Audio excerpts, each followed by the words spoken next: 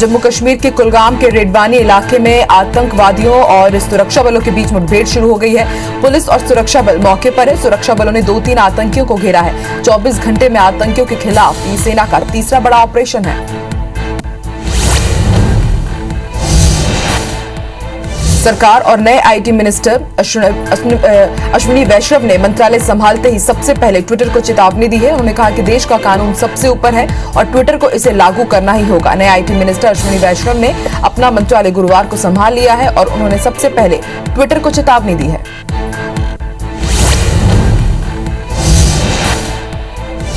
प्रधानमंत्री नरेंद्र मोदी ने भीड़ भाड़ वाले स्थानों पर लोगों द्वारा कोविड-19 के नियमों का पालन न करने पर चिंता जताते हुए कहा कि लापरवाही के लिए कोई जगह नहीं होनी चाहिए और एक छोटी सी गलती के दूरगामी परिणाम हो सकते हैं, जिससे महामारी से लड़ाई कमजोर पड़ सकती है। उन्होंने कहा कि कोविड का संकट अभी टला नहीं है।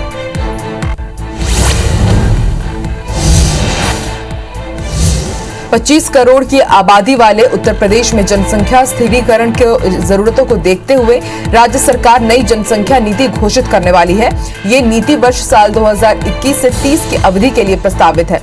इसके जरिए नवजात मृत्यु दर, मातृ मृत्यु दर को और कम करने की कोशिश होगी। सीएम 11 जुलाई को विश्व जनसंख्या दिवस के मौके पर इस नीति को जारी करेंगे। पूर्वोत्तर के राज्य मणिपुर में आज सुबह 5:56 पर भूकंप के झटके महसूस किए गए। रिक्टर पैमाने पर भूकंप की तीव्रता 4.5 मापी गई है। नेशनल सेंटर फॉर सीस्मोलॉजी के मुताबिक भूकंप के झटके उखरूल इलाके में महसूस किए गए। अब तक जानमाल के किसी प्रकार के नुकसान होने की कोई जानकारी नहीं है।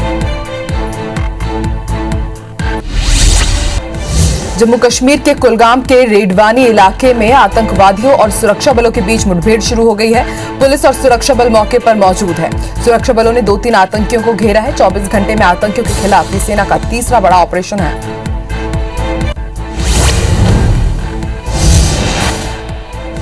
सरकार और नए आईटी मिनिस्टर अश्विनी वैष्णव ने मंत्रालय संभालते ही सबसे पहले ट्विटर को चेतावनी दी। उन्होंने कहा कि देश का कानून सबसे ऊपर है और ट्विटर को इसे लागू करना ही होगा। नए आईटी मिनिस्टर अश्विनी वैष्णव ने गुरुवार को अपना मंत्रालय संभाल लिया है और उन्होंने सबसे पहले ट्विटर को चेतावनी दी।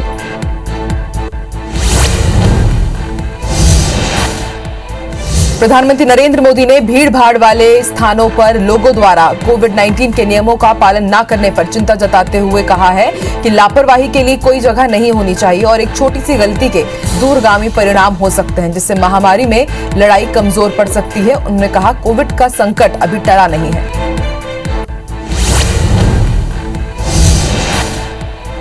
25 करोड़ की आबादी वाली उत्तर प्रदेश में जनसंख्या स्थिरीकरण की जरूरतों को देखते हुए राज्य सरकार नई जनसंख्या नीति घोषित करने वाली है। ये नीति वर्ष साल 2021 से 30 की अवधि के लिए प्रस्तावित है। इसके जरिए नवजात मृत्यु दर, मातृ मृत्यु दर को और कम करने की कोशिश की जाएगी। सीएम योगी 11 जुलाई को विश्व जनसंख्या दिवस के मौके पर इस नीति को जारी करेंगे।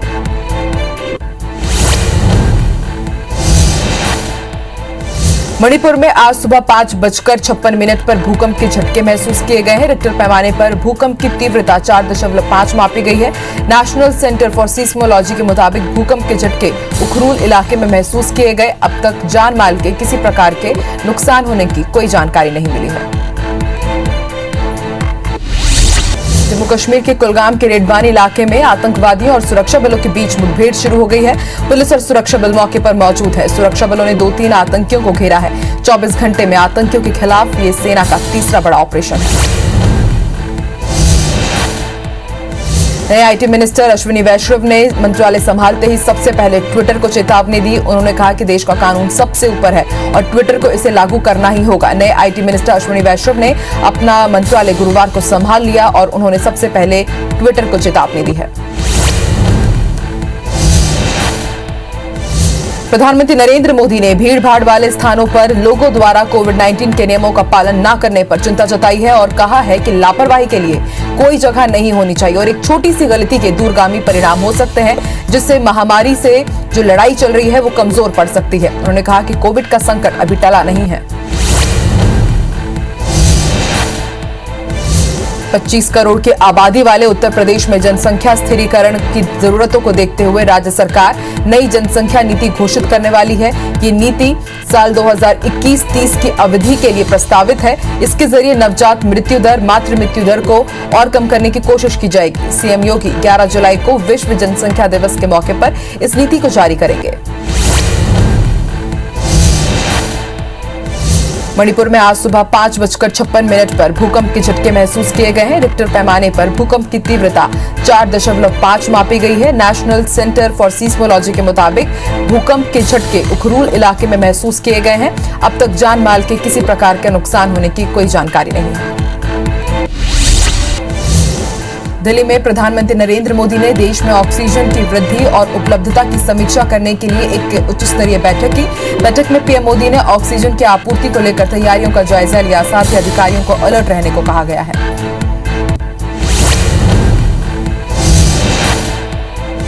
जम्मू कश्मीर के कुलगाम में रेडवानी इलाके में आतंकवादियों और सुरक्षा बलों के बीच मुठभेड़ शुरू हो गई है। पुलिस और सुरक्षा बल मौके पर मौजूद हैं। सुरक्षा बलों ने 2-3 आतंकियों को घेरा है। 24 घंटे में आतंकियों के खिलाफ ये सेना का तीसरा बड़ा ऑपरेशन है। नए आईटी मिनिस्टर अश्विनी वैष्णव ने मंत्रालय संभालते ही सबसे पहले ट्विटर को चेतावनी दी है। उन्होंने कहा कि देश का कानून सबसे ऊपर है और ट्विटर को इसे लागू करना ही होगा। नए आईटी मिनिस्टर अश्विनी वैष्णव ने अपना मंत्रालय गुरुवार को संभाला और उन्होंने सबसे पहले ट्विटर को ही चेतावनी दी। 25 करोड़ की आबादी वाले उत्तर प्रदेश में जनसंख्या स्थिरीकरण की जरूरतों को देखते हुए राज्य सरकार नई जनसंख्या नीति घोषित करने वाले हैं। ये नीति वर्ष 2021-30 की अवधि के लिए प्रस्तावित है। इसके जरिए नवजात मृत्यु दर, मातृ मृत्यु दर को और कम करने की कोशिश होगी। सीएम योगी 11 जुलाई को विश्व जनसंख्या दिवस के मौके पर इस नीति को जारी करेंगे। देश में 24 घंटे में 43,393 कोरोना पॉजिटिव केस मिले हैं और 44,459 मरीज देश भर में ठीक हुए हैं। 24 घंटे में देश में 911 कोरोना संक्रमितों की मौत हुई है और अब तक 3 करोड़ 7 लाख से ज्यादा कोरोना पॉजिटिव केस हैं, जिनमें से 2,98,000 लाख से ज्यादा मरीज ठीक हो चुके हैं। अब तक देश भर में 36 करोड़ 89 लाख से ज्यादा लोगों का वैक्सीनेशन हो चुका है।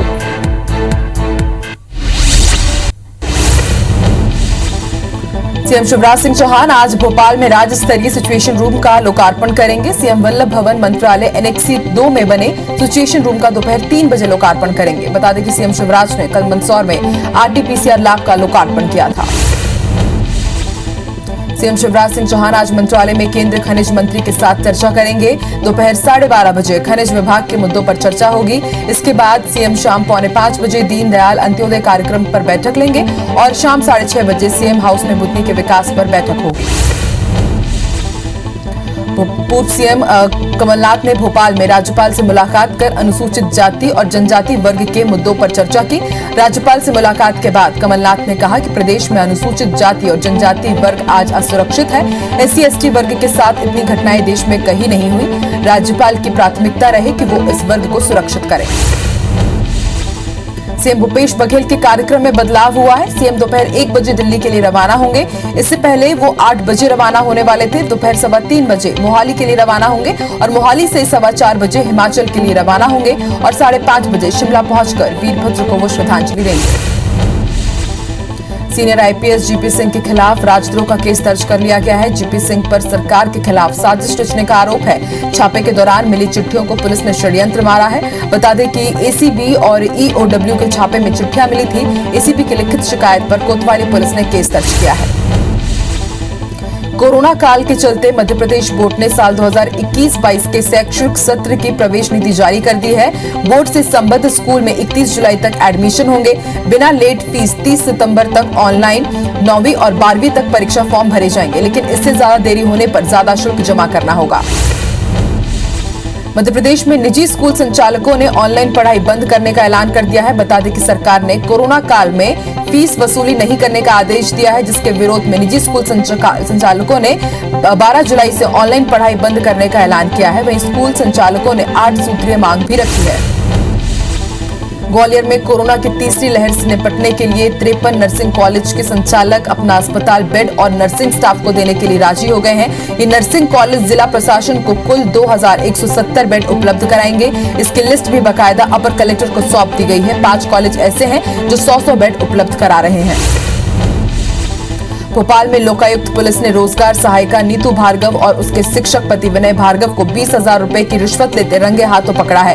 रोजगार सहायिका ने ठेकेदार से अपने पति को रिश्वत की रकम देने के लिए कहा था। भोपाल लोकायुक्त को ठेकेदार वैभव भार्गव ने बिलों के भुगतान के लिए रिश्वत मांगने की शिकायत की थी। ग्वालियर शहर में अलग अलग स्थानों में 3 लाशें मिली है। एक सिरोल थाने की पहाड़ी पर कार से शव बरामद किया गया है और दूसरी लाश थाटीपुर के नाले में मिली है। बताया जा रहा है कि पड़ाव थाना इलाकों में अवैध संबंधों को लेकर हत्या हुई है, जिसमें कुल्हाड़ी से युवक का गला काट दिया गया। मुरैना में पैसों को लेकर 2 युवकों ने एक किराना दुकानदार पर फायरिंग कर दी। पत्थरों के पैसे नहीं देने पर बदमाशों ने दुकानदारों पर फायरिंग कर दी। फायरिंग की ये घटना सीसीटीवी कैमरे में कैद हो गई, जिसके आधार पर पुलिस जांच में जुटी है। श्योपुर में पत्नी की हिदायत शिक्षक पति को नागवार गुजरी। जुआ और शराब पीने से मना करने पर पति ने पत्नी को गोली मार दी। गोली लगने के बाद महिला को गंभीर हालत में ग्वालियर रेफर किया गया है। घटना के बाद से आरोपी पति फरार है। वही मामले की जानकारी पुलिस को दे दी गई है। ग्वालियर के पीडब्ल्यूडी के एसडीओ रविंद्र कुशवाहा के घर पर छापेमार कार्रवाई जारी है। ईओडब्ल्यू ने आय से अधिक संपत्ति के मामले में एसडीओ के खिलाफ ये कार्रवाई की है। बता दें कि एसडीओ रविंद्र कुशवाहा के घर डीबी सिटी में मौजूद है, जहां ईओडब्ल्यू की टीम छापेमारी कर रही है। भोपाल क्राइम ब्रांच ने 5 लाख कीमत की अवैध शराब पकड़ी है। तस्कर दिल्ली से सस्ते दाम पर शराब खरीदकर मध्य प्रदेश में बेचने के लिए लाते थे। इसके लिए तस्कर शान भोपाल एक्सप्रेस ट्रेन की पार्सल बोगी में बुक कर शराब लाते थे। राजधानी में शराब तस्करी का ऐसा पहला मामला सामने आया है। शाजापुर के खेड़ावत में पैसे वसूलने के लिए सरपंच के अपहरण की रची साजिश को सलसलाई पुलिस ने नाकाम कर दिया है। पुलिस ने महज 5 घंटे में मामले का खुलासा करते हुए सरपंच को छुड़ा लिया। साथ ही 3 आरोपियों को भी धर दबोचा गया है। पुलिस ने साइबर सेल की मदद से लोकेशन के आधार पर मामले का खुलासा किया। भटापारा में 6 घरों से 5 लाख रुपए की चोरी का मामला सामने आया है। मामले में पुलिस ने 2 आरोपियों को यूपी के महोबा हमीरपुर से गिरफ्तार किया है और 2 की पहले ही गिरफ्तारी हो चुकी है। आरोपियों से सोना चांदी समेत देसी कट्टा, तलवार और मोबाइल भी जब्त की गई है। बता दें कि आरोपी भाटापारा देना बैंक के स्पेशल असिस्टेंट मैनेजर है, जो यूपी से लड़के बुलवाकर चोरी की वारदात को अंजाम दे गए। डिंडौरी के शहपुरा कृष्णा पेट्रोल पंप में गुरुवार को 2 बाइक सवार बदमाशों ने सेल्समैन से 7,000 छीने और फरार हो गए। दिन दहाड़े हुई लूट की वारदात पेट्रोल पंप पे लगे सीसीटीवी में कैद हो गई, जिसके आधार पर पुलिस बदमाशों की तलाश में जुटी है। साइबर ठगों ने अब बच्चों के ऑनलाइन गेम के जरिए कैश वॉलेट को भी निशाना बनाना शुरू कर दिया है। साइबर सेल ने परिजनों के लिए ऐसे में एक एडवाइजरी जारी की है। इसमें माँ बाप को सलाह दी गई है कि ओटीपी नंबर वाले मोबाइल को वो अपने पास रखें, ताकि ऐसी ठगी ना हो पाए। केंद्रीय गृह मंत्रालय द्वारा साइबर क्राइम पोर्टल में शुरू हुए सिटीजन फाइनेंशियल फ्रॉड सिस्टम का लाभ पूरे छत्तीसगढ़ को मिल रहा है। इसकी मदद से पीड़ितों के कुल 26 लाख रुपए ठगों के हाथ जाने से बचा लिए गए हैं। बढ़ते साइबर अपराध संबंधित शिकायतों को देखते हुए साइबर क्राइम हेल्पलाइन नंबर की सेवा 24 घंटे 7 दिन चालू रहती है। जबलपुर में एक एक्सीडेंट में तेंदुए की मौत हो गई है। बता दें कि डुमना रोड पर तेंदुए का शव मिलने से क्षेत्र में हड़कंप मच गया है। सूचना मिलने पर डॉक्टरों की टीम वहां पहुंची, जिसके बाद तेंदुए के शव की अब जांच की जाएगी। जांच के आधार पर पुलिस आगे की कार्रवाई करेगी। पेंड्रा में पसान रेंज के रुमगा और मटियाडाड़ गांव में हाथियों का आतंक जारी है। 3 हाथियों के इस दल ने एक बार फिर से जमकर उत्पात मचाया। 3 घरों को तोड़ दिया गया और एक व्यक्ति भी घायल बताया जा रहा है। इधर हाथी पहुंचने से लोगों में दहशत का माहौल है। बता दें कि हाथियों का दल वापस पसान रेंज पहुंचा हुआ है। तखतपुर जनपद के घोगाडीह के ग्रामीण राशन दुकान के संचालक से परेशान हैं। ग्रामीणों ने संचालक पर कई आरोप लगाते हुए उसे हटाने की मांग की है। ग्रामीणों ने बताया कि सेल्समैन सही समय पर दुकान नहीं खोलता, वहीं कम राशन देकर कार्ड में ज्यादा राशन की एंट्री कर देता है, जिसकी शिकायत तहसीलदार से की गई है। कोरिया जिले के बैकुंठपुर में तेज बारिश के बाद घरों में पानी घुसने से घरों का सामान जो रखा हुआ है वो बह रहा है। बारिश का पानी निकलने की व्यवस्था न होने के कारण लोग घर छोड़कर जाने को मजबूर हैं। डबरीपारा इलाके में बारिश की वजह से लोग सबसे ज्यादा परेशान हैं। बालाघाट के डोंगरिया में रूढ़िवादी परंपरा को तोड़कर 8 बेटियों ने अपनी दिवंगत मां का अंतिम संस्कार किया। दिवंगत मां का जब उनकी बेटियों ने अंतिम संस्कार किया तो मुक्ति धाम में उपस्थित लोगों के आंसू छलक पड़े। बेटियों का कहना है कि माता पिता ने उनको बेटों की तरह पाला। माता पिता ने कभी किसी प्रकार का भेदभाव नहीं किया। स्वीडन में बड़ा विमान हादसा हो गया है। विमान क्रैश होने से हादसे में 9 लोगों की मौत हो गई है। विमान स्वीडन के ओरेब्रो एयरपोर्ट के बाहर हादसे का शिकार हो गया।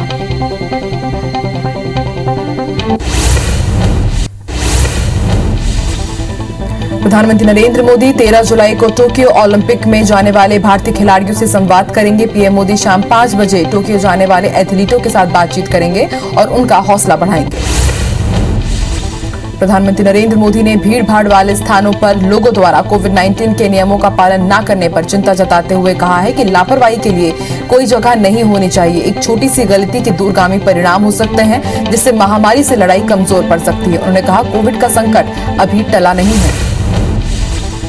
प्रधानमंत्री नरेंद्र मोदी ने मंत्रिपरिषद की बैठक कर नए मंत्रियों को कुछ सबक दिए। उन्हें क्या नहीं करना है, ये भी बताया गया।